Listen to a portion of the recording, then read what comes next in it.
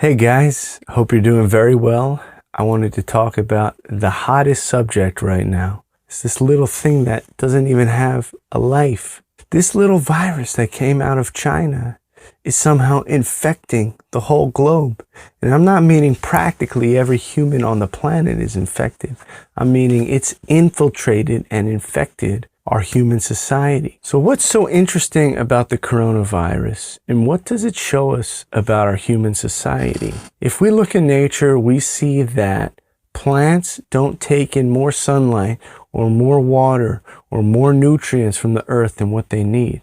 If we look at the animal kingdom, we see that animals do not need to hunt or kill or consume more than what is necessary for them to live. You know, a wolf doesn't go around eating just because it wants to do it. A wolf will hunt to its fill, and then once it's satiated, it is done. Where's there a contrast? There's a contrast with humanity's overly inflated, egoistic society. Humanity's society is really sick. It's really imbalanced. It doesn't follow how nature dictates how we should follow. I call myself a human. At the end of the day, this body here has animal needs. Just like a wolf or a lion or a cat, I need to feed it. I need to sleep. I need to have a shelter. And what's happened is nowadays we are so overinflated for what we do for ourselves that we're out of balance with nature.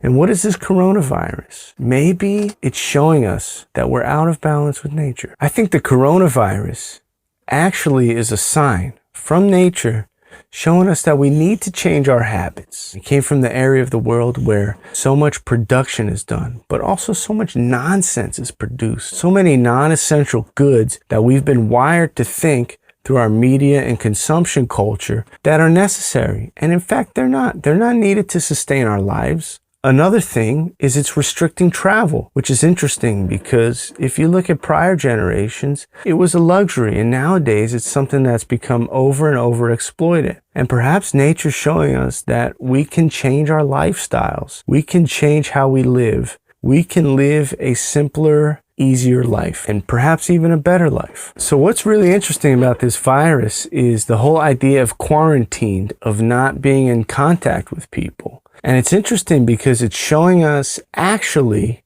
how to relate to people in a better way. If I'm sick, my best option is to disassociate myself from others, to disconnect from others, because I am actually giving benefit to others by not putting them in harm's way. This virus, as interesting, as potentially devastating as it is actually showing us a better way to relate to each other, which is to take into consideration the well-being of the others. And that's something that is sorely lacking in today's society, this hyper-inflated, egoistic society we have. And perhaps this virus is a sign from nature for us to take a break from how we've been living, look at it from the side and say, maybe we need to relate to each other differently.